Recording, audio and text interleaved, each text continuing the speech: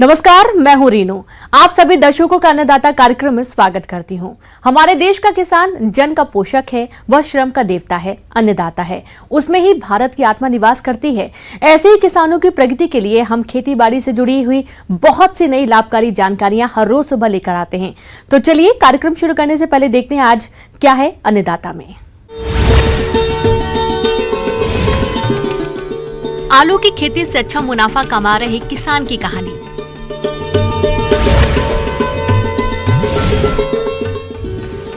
अनार की बागवानी से किसानों को अधिक मुनाफा। परंपरागत खेती से ऊब चुके किसानों ने अब सब्जियों की खेती की राह पकड़ ली और जीवन में सफल हो रहे। झारखंड की राजधानी रांची से लगभग 40 किलोमीटर दूर और मांझी में रहने वाले प्रगतिशील शिव नारायण साहू, जो कि बाजार मांग को देखते हुए सब्जियों की खेती करते हैं, इस बार उन्होंने आलू की खेती की है, जिससे इन्हें अच्छी आमदनी मिल रही है। देखिए इनकी सफलता की कहानी। खेती से अच्छा फायदा आज वही किसान ले रहे हैं जो समझ करके खेती कर रहे हैं। आज के समय में खेती में बहुत सी तकनीकें आ गई हैं। बाजार की अच्छी व्यवस्था भी हो गई है। बस आपको बाजार मांग को ध्यान में रखकर फसलों का चुनाव करना है, जिससे आप खेती से लगातार लाभ लेते रहें। आलू की खेती भी अधिक कमाई वाली है, लेकिन आपके एरिया में कोल्ड स्टोरेज होना जरूरी है। सभी तरह का सब्जी का खेती करते हैं। अभी मेरे खेत से आलू का अल्टीमेट वैरायटी निकल रहा है।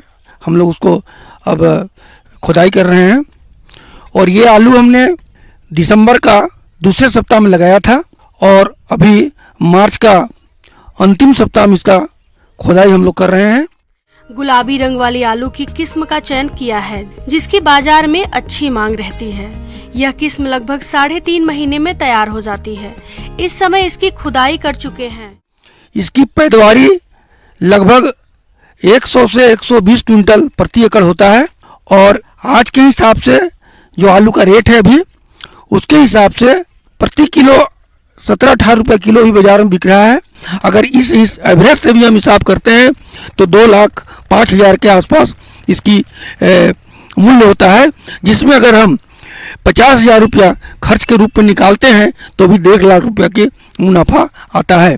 1 एकड़ में लगभग इन्होंने 110 कुंतल तक की उपज ली है और आलू का औसत रेट इस समय लगभग 1700 रुपए प्रति कुंतल है। इस समय आलू बेचने पर इन्हें लगभग 1,87,000 रुपए की आय होगी। बीज की खरीद, कंपोस्ट, खाद, जैविक दवाओं और अन्य खर्चे लगभग 50,000 रुपए 1 एकड़ पर होते हैं और शुद्ध लाभ लगभग 1,37,000 रुपए तक मिलेगा। अगर आलू का स्टोर करके बाद में बेचते हैं तो मुनाफा और बढ़ेगा। इस तरह छोटे मोटे जो किसान हैं वो प्रायः स्टोरेज नहीं करते हैं, लेकिन हम तो यही कहेंगे कि अगर स्टोरेज करेंगे तो निश्चित रूप से अभी का रेट से 1.5 या 2 गुना पैसा बाद में मिलेगा। आज हम करीब 3 एकड़ में खेती किए हैं और टोटल अगर उसकी लागत हटा करके 50,000 रुपया हटा करके भी हम जोड़ते हैं तो लगभग 4.5-5 लाख रुपया 3 एकड़ में आमदनी होता है। और जब यही हम बाद में जब इसको बेचेंगे, स्टोरेज करने के बाद जब बेचेंगे तो मूल्य जब बढ़ेगा तो निश्चित रूप से हमको लगता है कि इसमें और बढ़ोतरी होगा और अच्छा इनकम देगा। और यह बिल्कुल ऑर्गेनिक है। अगर किसान बढ़िया से करे तो बहुत अच्छा बेनिफिट है, बशर्ते केवल आपदा, जो प्राकृतिक आपदा से केवल आलू बच जाए तो बहुत ही अच्छा इनकम है। ये किसान जैविक तरीके से आलू की खेती कर रहे हैं। ये अपने फसल में पोषक तत्व और रोग नियंत्रण के लिए जैविक चीजों का ही प्रयोग करते हैं। इन्होंने यह उपज लेने में किस तकनीक से आलू की खेती की है, आइए जानते हैं। देखिए, मैं आलू का खेती जब इस साल 21 में शुरू किया था तो सबसे पहले आलू की खेती करने के लिए खेत की जुताई करना बहुत मायने रखता है। तो हमने खेत की जुताई के लिए दिसंबर का फर्स्ट वीक से शुरू किए और एक जुताई करने के बाद दूसरा जुताई जब किए तो गोबर के खाद लगभग प्रति एकड़ 15 ट्रैक्टर के आसपास उसमें डाले और फिर उसको जुताई किए। अब मेरे पास डेयरी भी है, डेयरी से गोबर खाद की 15 ट्रैक्टर के आसपास उसमें डाले। और इसमें सबसे बड़ी बात यह है कि आज जो हम रासायनिक खाद का प्रयोग करते हैं तो रासायनिक खाद का प्रयोग से जब कुछ ज़्यादा दिन हम करेंगे तो निश्चित रूप से खेत जो है सो बंजर की तरह हो जाएगा और नतीजा ये होता है कि बाद में इसकी पैदावारी बहुत कम होने लगता है, फिर होता ही नहीं पैदा बिना रासायनिक खाद का। कंपोस्ट को प्रयोग से खेत को बचाए, जुताई करने के बाद मट्टी समतल कराने के बाद उसमें हम लाइन से लाइन का दूरी 2.5 फीट रखें और पौधा से पौधा का दूरी लगभग 9 इंची का आसपास लगाएं। इनका मानना है कि आलू बुआई की दूरी ठीक से मेंटेन रखनी चाहिए, इससे उपज बढ़ती है और अच्छी उपज के लिए यह भी जरूरी है कि मिट्टी में नमी अच्छी हो और मिट्टी बीज का गौमूत्र से उपचार किया जाए। देखिए, लोगों को हमारे किसान बंधु को यह भ्रम है कि हमने जब तक रासायनिक खाद नहीं देंगे तो पूरा पैदावार नहीं ले पाएंगे, लेकिन ऐसा कुछ नहीं है। आप अगर जैविक खाद का प्रयोग करेंगे, जैविक का जो अभी दवा बहुत सा आ गया है जैसे गौमूत्र हुआ और इस तरह का जो बना करके हम लोग दवा का छिड़काव करते हैं, अगर इस तरह करेंगे और पूरा जैविक खेती करेंगे तो कोई परिणाम फर्क नहीं पड़ेगा और निश्चित रूप से हम दोनों में लाभ में रहेंगे। हमारा जमीन का उर्वरा शक्ति भी बना रहेगा और हमारे जीवन में भी लाभ होगा और हम बहुत सा बीमारी से बच सकते हैं। बुआई करने के बाद खड़ी फसल की सही देखरेख बहुत जरूरी होती है। विशेष रूप से फसल से घास फूस की सफाई और सही तरीके से सिंचाई का अधिक ध्यान रखना चाहिए। इसके अलावा मौसम की मार से भी फसल को बचाने की जरूरत होती है। जब आलू लगाते हैं तो आप जानते ही हैं कि खेत है तो खरपतवार होगा, खरपतवार के समय समय पर उसका निकौनी करते रहना चाहिए। दूसरा चीज कि उसमें हम जो ये सिंचाई करते हैं वो सिंचाई ऐसा नहीं कि जमीन में नमी बहुत ज़्यादा है और फिर हम पानी डाल दिए, इससे क्या होगा कि पैदावारी घटेगा, बढ़ेगा नहीं। इसलिए जरूरी है कि हम उसको ऐसा नियंत्रित करें कि जब जमीन में नमी खत्म होते जाए और हम हर 10 दिन 12 दिन में इसका सिंचाई बीच बीच में करते रहें, ताकि एक पटवन का जो सुविधा है वो भरपूर मात्रा में और ज़्यादा भी नहीं हो और कम भी नहीं हो। हम लोग प्रायः देखते हैं कि आलू का सीजन में कुआसा पड़ता है। कुआसा पड़ने से क्या होता है कि आलू झुलसा रोग में खराब होने लगता है। तो इसके लिए हम अपने खेत में धुआं का प्रयोग करें, बीच बीच में खरपतवार को धुआं कर दें, जिससे कि हम झुलसा रोग से या जो कुआसा लगता है उससे हम बचा सकते हैं और ज़रूरत पड़े तो फिर गौमूत्र का वगैरह का छिड़काव करें, जिससे हमारा खेती सुरक्षित रहेगा। सब तरह का खेती करते हैं और हमको अपना खेती से ही जो हम कर रहे हैं और इसमें हमको अच्छा लगता है। आज जो भी हमको लगता है कि कोई एक अच्छे पदाधिकारी जो नौकरी पेशा में है उससे मैं आज कम आमदनी नहीं।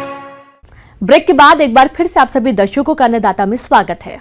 अनार की बाजार मांग को देखते हुए अब हमारे राज्य में इसकी बागवानी का चलन तेजी से बढ़ रहा है और अब इसकी ऐसी कई किस्में बाजार में आ चुकी हैं जो अपने राज्य में अच्छी पैदावार दे रही हैं। अगर आप भी अनार की बागवानी करने जा रहे हैं तो किन किन बातों पर विशेष ध्यान दें, इस बारे में जानते हैं कृषि वैज्ञानिक डॉक्टर सुधीर कुमार से। किसान भाई, आप जानते हैं कि अनार जो हमारे देश ही नहीं पूरे विश्व में अनार को काफ़ी पसंद करता, और ये पसंद इसलिए ही नहीं कि वो देखने में सुंदर है, इसमें कई पोषक तत्व पाए जाते हैं। इसमें फाइबर और विटामिन के, सी, बी, आयरन, पोटासियम, जिंक के अलावा आप जानते हैं कि मेगा 6 फैटी एसिड जैसे पोषक तत्व पाए जाते हैं, और ये इसीलिए ये शरीर के लिए काफ़ी फायदेमंद होती है, उपयोगी होती है। इसीलिए इस अनार का आप किसान भाई देखते होंगे या हमारे मार्केट में भी देखते होंगे कि सालों भर इसका डिमांड रहता है।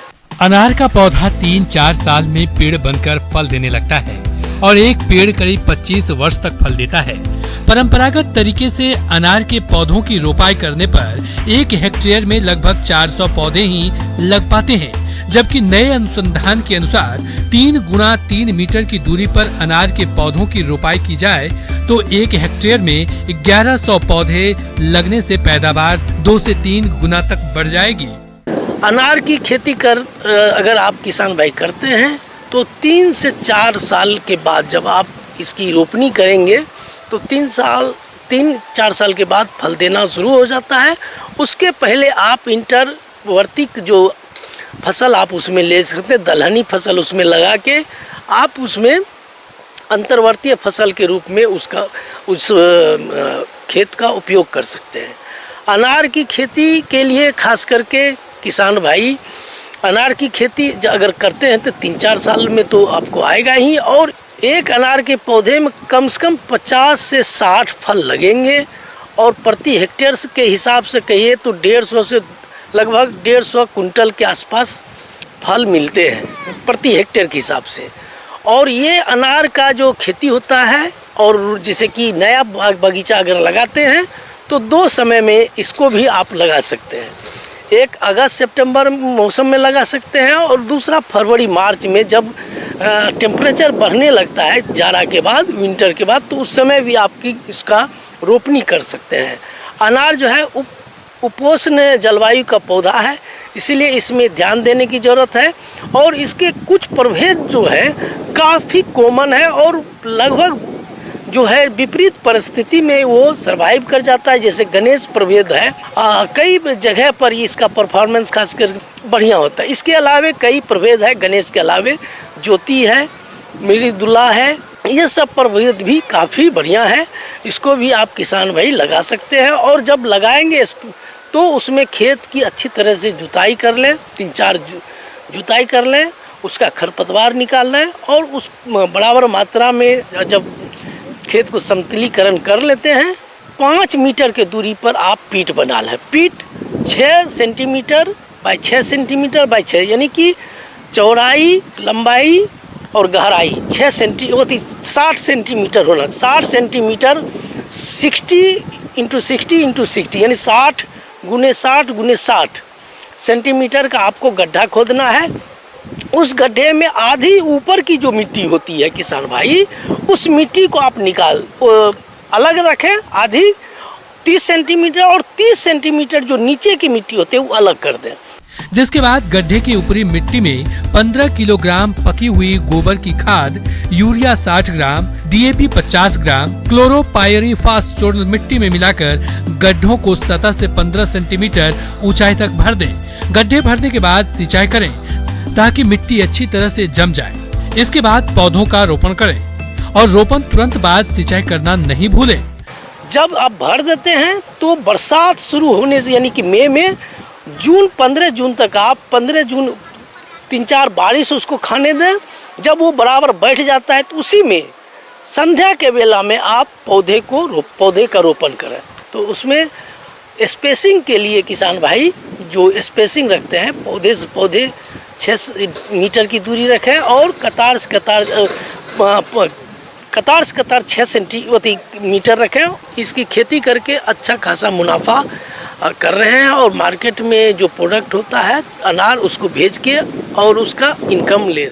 मौसम विभाग की रिपोर्ट पर साप्ताहिक कृषि सलाह इस प्रकार है। ग्रामीण कृषि मौसम सेवा, भारत मौसम विज्ञान विभाग, बिहार कृषि विश्वविद्यालय सबौर, बिहार के द्वारा भेजे गए मौसम पूर्वानुमान के आधार पर किसानों को सलाह दी जाती है कि आगामी 5 दिनों तक मौसम शुष्क रहने की संभावना है। आसमान में आंशिक बादल छाए रहेंगे।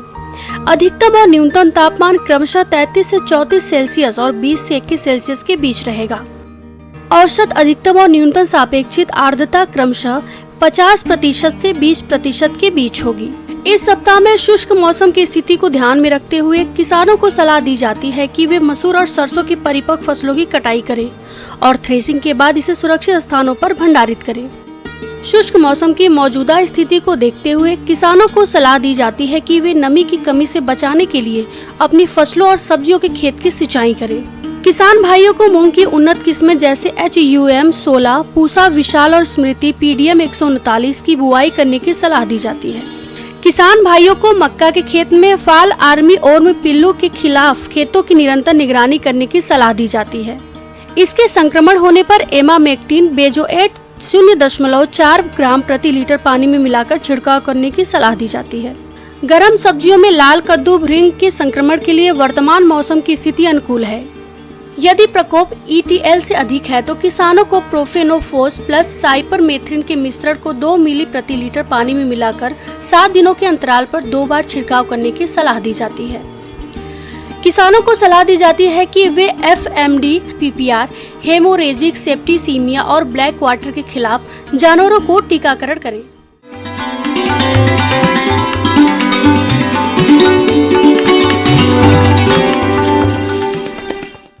आइए जानते हैं अन्नदाता निःशुल्क फोन के माध्यम से पूछे गए समस्याओं का समाधान।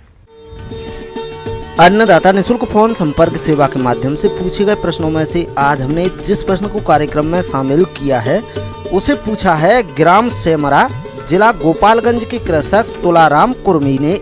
ये अजोला उगाने की तकनीक और पशु आहार में इसका उपयोग कैसे करें, साथ ही इसके क्या फायदे हैं, इस विषय पर जानकारी चाहते हैं। तो तुलाराम कुर्मी जी, आपकी जानकारी के लिए प्रस्तुत है कार्यक्रम का ये अंश।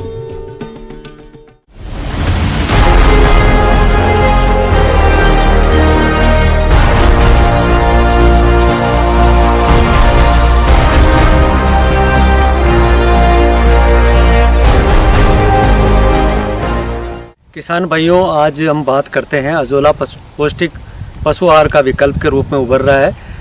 पशुपालकों की तरफ से पानी की कमी की वजह से हरे चारे की उपलब्धता में कमी एवं सस्ते वाट की कमी की समस्या प्रमुखता से उठाई जाती रही है।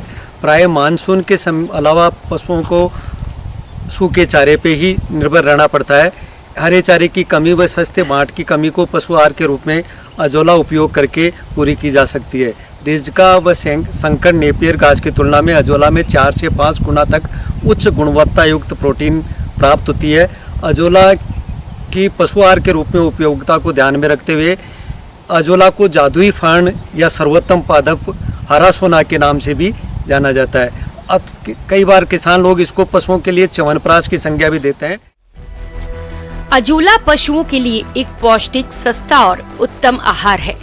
किसान यदि अपने पशुओं को अजोला खिलाता है तो पशुओं का स्वास्थ्य तो अच्छा रहता ही है, साथ ही दूध उत्पादन में भी बढ़ोतरी देखी गई है। इन सब लाभों को देखते हुए जो किसान अजोला की यूनिट लगवाना चाहते हैं तो आप आसानी से अजोला के लिए अपनी सुविधा के अनुसार क्यारियां बना सकते हैं और अपने पशुओं के लिए अजोला तैयार कर सकते हैं। अजोला क्या है? अजोला एक जल सतह पर मुक्त रूप से तैरने वाली जलीय फर्ण है। ये छोटी छोटी पत्तियों के रूप में गूंथी हुई पानी पर हरे चादर की तरह नजर आती है। इसकी 3 से 4 सेंटीमीटर लंबी जड़ें पानी में तैरती रहती है। सामान्य अवस्था में अजोला 3 दिन में दुगना हो जाता है। हम बात करें अजोला के गुण के में तो ये जल में तीव्र गति से बढ़वार करती है। इसमें प्रोटीन, आवश्यक अमीनो एसिड, विटामिन B12 तथा बीटा कैरोटीन, विकासवर्धक सहायक तत्व एवं कैल्शियम, फास्फोरस, पोटेशियम, लोहा, मैग्नीशियम, तांबा भरपूर मात्रा में उपलब्ध रहता है। इसमें उत्तम गुणवत्ता युक्त प्रोटीन एवं निम्न लिग्निन तत्व होने के कारण मवेशी इसे आसानी से पचा लेते हैं। इसकी उत्पादन लागत काफ़ी कम है। सामान्य अवस्था में ये फर्ण 3 से 4 दिन में दुगनी हो जाती है। ये पशुओं के लिए आदर्श आहार के साथ भूमि की उर्वरा शक्ति बढ़ाने के लिए हरी खाद के रूप में भी उपयोग में ली जा रही है। किसी छायादार स्थान पर 6 मीटर लंबी एवं 1 मीटर चौड़ी और 0.3 मीटर यानी 1 फीट के करीब लगभग आकार की एक क्यारी बनाएं। क्यारी में 200 माइक्रोन की सुल्फुरिन शीट को बिछाकर ऊपर के किनारों पर मिट्टी का लेप लगा दें।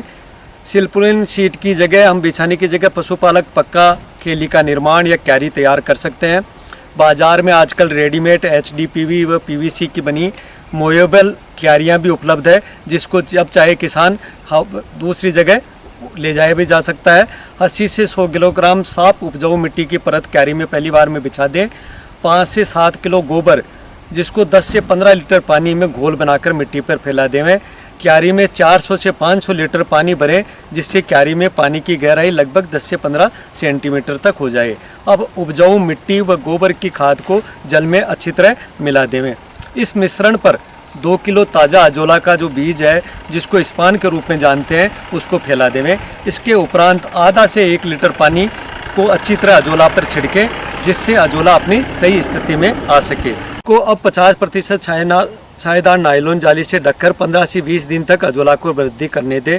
21वें दिन से अजोला उस दिन 1.5 से 2 किलोग्राम अजोला प्रतिदिन प्रति क्यारी से निकाला जा सकता है। क्यारी में जल स्तर को हमेशा 10 सेंटीमीटर तक बनाए रखें। यदि जल कम हो तो उसमें जल और मिला दें। अजोला की अच्छी बढ़वार हेतु 5 किलोग्राम गोबर का घोल बनाकर प्रति माह क्यारी में मिलावें। प्रति 3 माह बाद अजोला का पानी हटाकर पानी व मिट्टी बदलें तथा नई क्यारी के रूप में पुनः बीज डाल के और संवर्धन करें। अच्छी बढ़वार हेतु 20 से 35 डिग्री कम तापक्रम आवश्यक है। सर्दियों में तापक्रम 6 डिग्री से कम आने पर अजोला क्यारियों को रात में पॉलीथीन या बोरी के टाट से ढक देवें। किसान भाइयों, अजोला का अधिक उत्पादन लेने के लिए पोषक तत्वों की पूर्ति करना जरूरी होता है ताकि लगातार पशुओं को खिलाने के लिए आपको अजोला मिलता रहे। अजोला को साफ पानी से धोकर बाट में मिलाकर खिलाएं, अन्यथा गोबर की गंदगी की वजह से पशु इसको खाने में दिलचस्पी नहीं लेता है। प्रारंभ में अजोला को थोड़ी थोड़ी मात्रा में खिलाएं, फिर 1.5 से 2 किलोग्राम तक मात्रा देवें। अजोला को निकालते समय 2 वर्ग सेंटीमीटर लगभग के छेद वाली प्लास्टिक की टोकरी काम में लें तथा अजोला क्यारी में 5 से 7 स्थानों से अच्छी तरह क्यारी को हिलाकर ही अजोला कण लें, जिससे छोटे कण रह जाएं और पुनः बढ़वार कर सकें। अजोला क्यारी को 50% छायादार हरी नायलॉन जाली से ढकना आवश्यक है, अन्यथा क्यारी में काई उत्पन्न होने की समस्या देखी गई है। अजोला में बढ़वार कम होने तथा काला पड़ने की स्थिति में 1 लीटर गौमूत्र प्रति सप्ताह क्यारी में मिलाएं। उपयोग 1.5 से 2 किलोग्राम ताज़ा अजोला को बाट के साथ मिलाकर दुधारू पशुओं को खिलाने से 15% तक दूध उत्पादन देखा गया है। भेड़ एवं बकरियों को कम मात्रा में यानी 150 से 200 ग्राम अजोला प्रतिदिन शारीरिक वृद्धि एवं दूध उत्पादन हेतु दिया जाना जरूरी है। मुर्गियों एवं बतख इसे बड़े चाव से खाते हैं, इसके लिए इसके खाने से शारीरिक वृद्धि एवं अंडा भार उत्पादन में भी वृद्धि होती है। अजोला क्यारी से हटाए पानी को सब्जियों एवं पुष्प खेती में वृद्धि नियामक के रूप में काम में लेते हैं। जो किसान अजोला यूनिट लगाने के लिए इसका बीज लगाना चाहते हैं या फिर इससे संबंधित जानकारी लेना चाहते हैं तो आप अपने नजदीकी कृषि विभाग या कृषि विज्ञान केंद्र पर संपर्क करें। अजोला उत्पादन की तकनीकी जानकारी प्राप्त कर अजोला इकाई स्थापित कर अपने दुधारू पशुओं को अजोला खिलाएं, जिससे उनके स्वास्थ्य एवं दुग्ध उत्पादन में सुधार हो तथा पशुपालकों को अपने पशुओं के लिए कम लागत में उत्तम गुणवत्ता युक्त पूरक आहार मिल सके।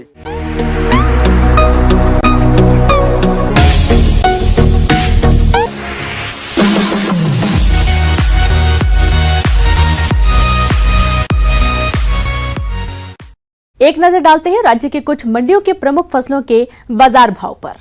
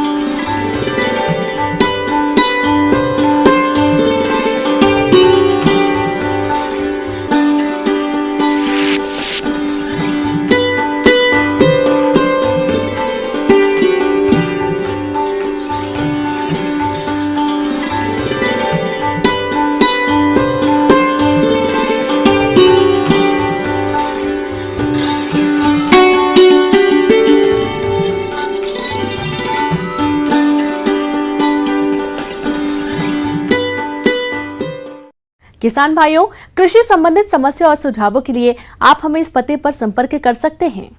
प्रोड्यूसर अन्नदाता news 18 Bihar Jharkhand, Ramoji film city Hyderabad 501512। साथ ही आप हमें ईमेल भी कर सकते हैं। हमारा ईमेल है p18annadatabihar@nw18.com। इसके अतिरिक्त आप हमें निःशुल्क हेल्पलाइन नंबर 1800889216 पर सोमवार से शनिवार सुबह 10 बजे से शाम 4 बजे के बीच संपर्क कर सकते हैं। अब समय हो रहा है आपसे विदा लेने का। कल फिर मुलाकात होगी कृषि से जुड़ी महत्वपूर्ण जानकारियों के साथ। नमस्कार।